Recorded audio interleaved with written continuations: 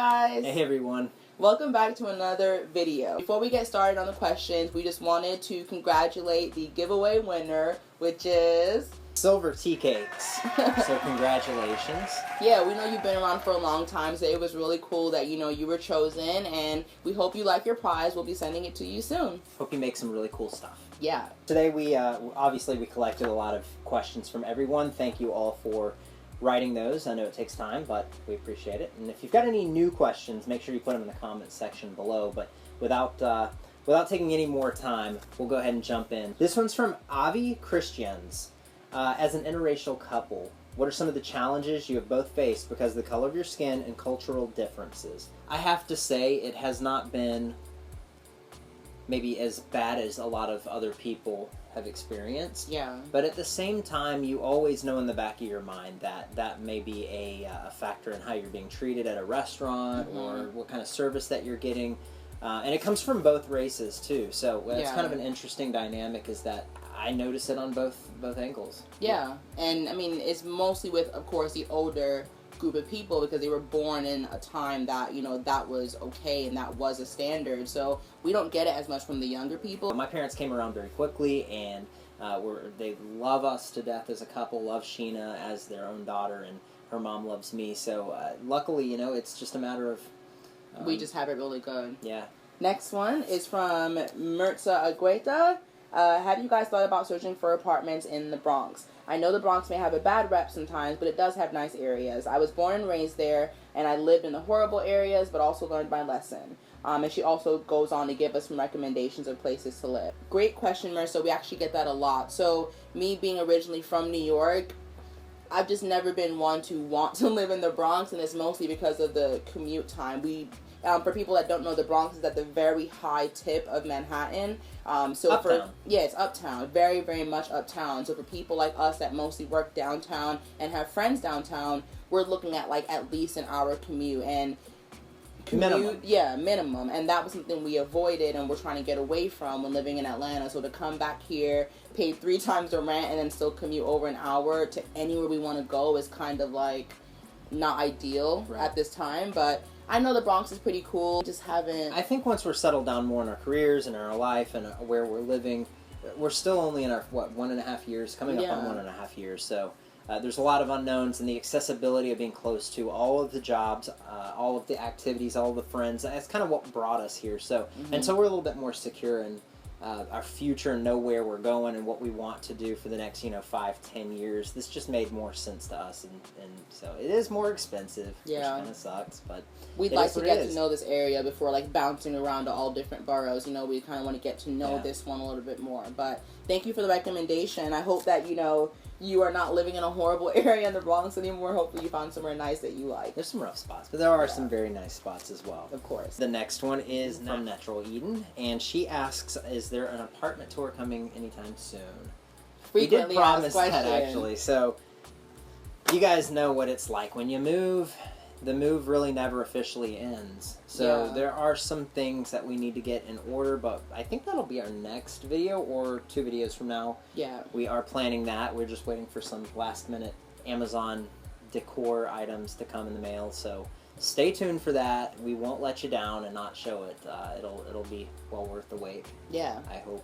So stay tuned. Yeah. The next one is from Abdule Toure. I'm sorry if I didn't say that right. Hey y'all, so I will be attending NYU grad this fall and I plan on living in the city. Is there any advice that you can give me regarding events to attend and to build my network?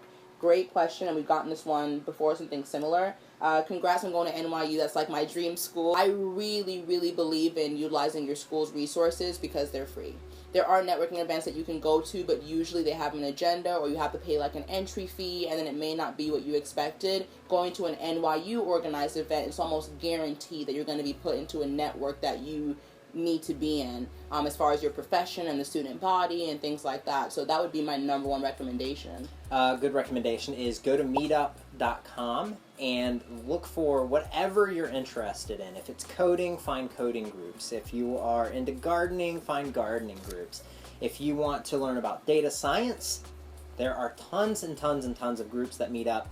They are generally free. Yeah. Most of the time. There are networking events that are paid where it's like $20 in advance. Mm-hmm. You can pay through the site. But Meetup is your best friend in a big city because I can't think of another way to get a lot of people that have similar interests in one place. All in one place at the same time, and generally for free. A lot of times there's food and drinks. It just depends on who's sponsoring it. Yeah. So even if you're not in New York City, check out meetup.com. It's global. There are meetups in just about every city, I imagine. And if you want something a little bit more laid back, be sure to check out Fever. It's an app that you can access via, iOS, whatever, and it's more of like more laid back events, like, wine on the rooftop or pool party for, this type of age group. And usually there's a cost, like you pay for the ticket, kind of like a Groupon, then you go and it's all inclusive. So that's something else that you should look into if you want something a little bit more laid back, maybe just to meet friends and not so much for business or school. Nathaniel Jackson asks, I was just wondering if you could tell us what it's like moving within NYC and switching apartments.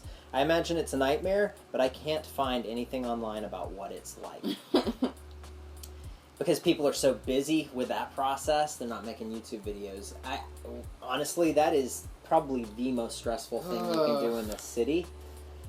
I think we mentioned it a little bit in our 10 things we hate about New York, was like finding a second apartment. It was one of those things. It was ridiculous, you guys. You think it gets easier, and it's like, it was a little bit easier because you aren't a complete noob, but it was still not a fun process. Yeah. It just never is. It's I think New York. The biggest thing that I took away from our first move within the city, we obviously moved from Georgia with a big house and a ton of stuff, and we downsized, and so that wasn't, you kind of can expect what that's going to be like well in advance. We packed up months in advance, and we were very prepared. But moving from a small apartment, I think it's very deceptive how much stuff you accumulate, even in a small space. And so when it comes time to move, our suggestion would be take a week in advance to really focus on getting everything ready for the move. Yeah. If we could do it over again, we would have spent a little bit more time in advance getting things out of the apartment. It's really about, transportation. You have to have a truck at the street waiting for you, a moving truck, and you have to load things up, and if heaven forbid you're on a walk-up like we were, it's rough. Yeah. It's really rough. So imagine carrying heavy mattresses and bookshelves and things like that down steps. Not fun. Okay, the next question is from Breeze Natural Life. She asked, do you guys want kids, and if so, how many? And then how did we meet? Probably the best answer for how many kids we want, or if we want kids, is when the time is right. We haven't really thought it through that much. It's right just now, we're not at that stage in our lives, and that's just, what it is. Most people are at this age, but we're just not. But if we do have kids, I'm thinking maybe 1 or 2. I'm not someone that needs like a family of 8 or anything like that. I just couldn't imagine running around trying to hold on to kids, and I can barely kind of hold on to my own belongings at times. So, we'll see. We have a lot of goals and dreams that we want to accomplish before starting a family, so that's probably the best answer that I can give. Yeah. And then we met working at a job. Yeah.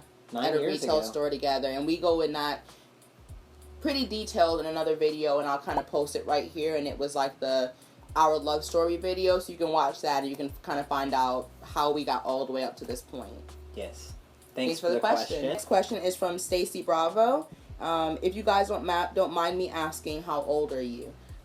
We got this question before. I'm 27. And I'm 32, right?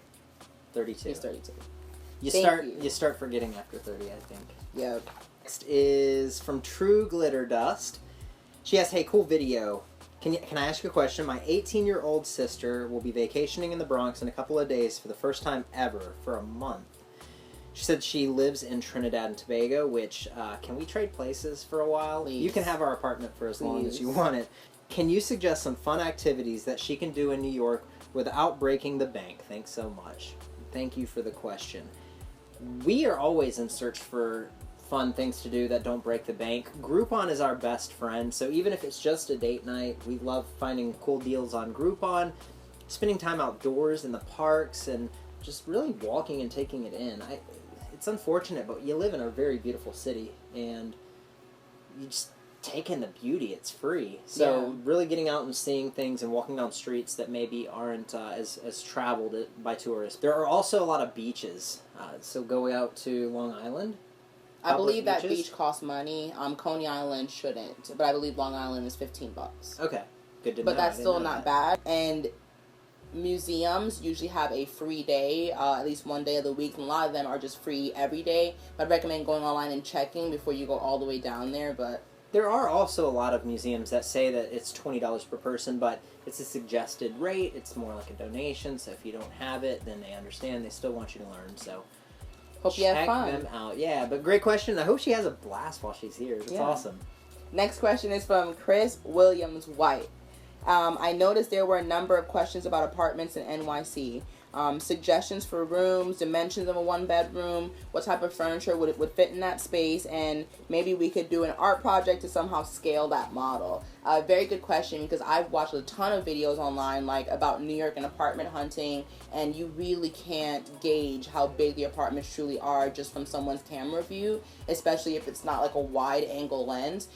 So I feel you. It's really hard for us to say exactly like the setup of our apartment, but I guess we can try to put together some type of video content of maybe like a small model to kind of show you guys. Living space is probably 15 by 10, maybe 20 by 10. Yeah. Bedroom is 15 by 15, so small. You can imagine it's small. Most bedrooms, you don't want to have anything bigger than a queen-size bed. I've never seen any apartment in New York that can really compensate for a king, unless it's like further out in the other boroughs that have huge apartment spaces. Or you renovated it yourself and you own the property. Exactly. And, we're a ways away from that. Pretty much just buy really small furniture and multi-purpose furniture and cross your fingers. Yeah. Awesome question. The next is from Trinity Mitlini. That's my best effort. I'm sorry. Will YouTube ever be a full-time job for you guys? And do you guys have a specific time when you will stop doing YouTube? It's a great question. If it takes off, that would be awesome. Until then, we still have jobs and we're still kind of just normal people. If we have to stop doing YouTube, I don't know what would make us stop except a major life event. Like if life just got really busy, maybe we had kids, we were traveling for work like consistently, but we enjoy doing this. We started the channel 4 years ago.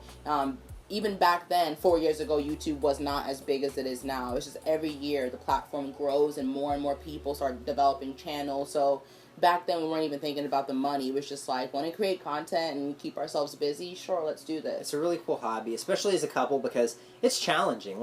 I'm just being real with you. It's challenging. You have two different mentalities and directions that you want to go, and so it's really just helped us grow as a couple. And it teaches you skills, time management, video editing skills, how to set up a camera, because we're self-taught. Delegation. So it's planning. more of the fun and the development and the experience more than it is about the money, but the money would help us focus on our content and buy better equipment and things like that. I think the money comes when you're passionate and you become very good at your craft. So we're still getting there, always improving. Maybe one day. Okay, next question is from Anna M. And it's, hey, can you guys film your favorite places and things to do in NYC? Good question, because we've already started doing this. Our next one, or in this series that we start, will actually be Dumbo. We'll show you guys some footage on that, and pretty much the compilation will just be different neighborhoods and places in New York for you guys to visit. Whether you want to move here or if you're a tourist, that will hopefully be helpful. Yeah. Next is from Cupid. Pretty cool that you got that handle. There are some very nice apartments in Queens. Why not there? Flushing, Queens Village, Kew Gardens, that are cheaper than Midtown. Try the other boroughs. What about Westchester? Sorry. Those are all great places. To the point that we made earlier, I think in the other question, is that we are looking at Manhattan for the next several years just because it's in the heart of everything. So we are comfortable with trading off the cost and some of the comforts and nicer things for the convenience. Yeah. So, it sucks. I hate writing a big check every month for rent. We're right there with you. There are other areas, maybe in the future. Yeah. Okay, next one is from Silver Teacakes. Hey, our special winner. Now that you live in NYC, what is your favorite season and why? Also, what is your favorite activity that you like to do in NYC? Personally, my favorite season here is going to be fall, autumn. Just because it's a nice transition. It starts to get cold, but you're not freezing your ass off. You're able to wear layers, but you're not super hot. That's my favorite time. The trees start changing color. Central Park it looks unreal, and that's my favorite time in New York. My favorite time is probably spring, summer. The heat of summer, right now. it's pretty unbearable. But I like the earlier months. What was the other part? Activities. We kind of touched on that a little bit earlier in several questions, but mainly, again, just doing things that don't cost a lot of money, exploring, and just getting to know our city. There's nothing really specific, you know. We do have our favorite brunch spot. We do. And I've gotten into distance. Well, I've always been a distance runner since high school, but the last few years I'd taken off, so now I'm kind of getting back into, there's tons of places to run and tons of sights to see, so yeah, that's my favorite thing to do. Taking in the scenery. Yeah. Next question is from Miriam Mendoza. She said, great videos, by the way. Thank you. I was wondering, with my degree in communications, what job options do I have in the city? And that is an awesome question. I may not be the best person to answer. However, I think a communications degree gets you into a lot of doors. Things like public relations would jump out at me, number one. Also, you may want to consider working for a publisher or a social media company. Communications is kind of how everybody gets things done, so it's definitely a crucial skill to have. Yeah. And I think it kind of bridges. I was a marketing major, so that's another one that bridges different fields so that I can be in sales, I can be in advertising. I have an understanding of kind of the impacts and how they go across different parts of a business. So with a communications degree, I think you're in really good shape, and it's just a matter of figuring out specifically what you want to do and what would make you really happy and then honing that in. But that's an excellent, excellent question. Yeah, good luck. The next question is from Krystal the bookworm. She asks, when your lease is up, are you guys thinking about leaving New York? Are you thinking about leaving New York? No. I'm not. No. I'm happy here. There's definitely a lot of challenges that you have to kind of get over, and they just become a way of life. You quickly adapt, but we don't quit easily. No. So we'll probably be here for several more years, but we've talked about possibly going to another country while we're still young and we don't have children. Just kind of like uprooting ourselves and trying something new out of the norm. So that's not out of the question. That's what we did coming to New York. So life is short. There's too many experiences to go out and see. So we're definitely not settling down anytime soon. Yeah, we try not to lock ourselves into, a 5-year plan or 10-year plan. Yeah. Yeah, good question. Thank you. Thank you. Okay, next question is from Sierra Williams. She asked, could you each elaborate on what you do for a living? And do either of you have tattoos? Thank you. Good questions, Sierra. We know you left questions on our previous Q&A, so thank you for always leaving us awesome questions to answer. The first one, I am an IT manager for a non-for-profit company, so anything that you would imagine like a IT person doing is what I do. So any like networking fixes, hardware, resolving software issues for employees, setting up email accounts, like anything in that realm is what I do. Mm-hmm. And I'm in technology sales, and it's services, hardware, software. My job is really to focus on figuring out challenges in my customer's business and customizing software and service solutions to address them. So pretty unique field. It's definitely exciting and always changing. Yeah, but we're obviously a technology couple. Yeah. We just kind of fell into those fields and just went for them. Yeah, but excellent question. Thanks for that. And the second one, do either of you have any tattoos? I have 3. I have 1 tattoo on each foot, and then I have the one on my wrist, which is from my grandma, and the one on my feet are kind of like in tribute to my grandma in Jamaica, which is where my family comes from. I've never had the calling to go to a tattoo shop and get a tattoo. The next question is from Sweet Tea Darling. She asks, how is the subway situation? That's a good question. Can you talk about the safety and practical things you all do to minimize the threatening situations? I feel sort of stupid for asking this. Please don't. Because I'm sure it's pretty much what everyone does in the other parts of the country. I mean, it seems like you live in a safe area, but just curious about your experiences with public transportation. You see some crazy stuff. I don't really know how else to put that, but at the same time, the big thing that kicks in when you come to New York is awareness.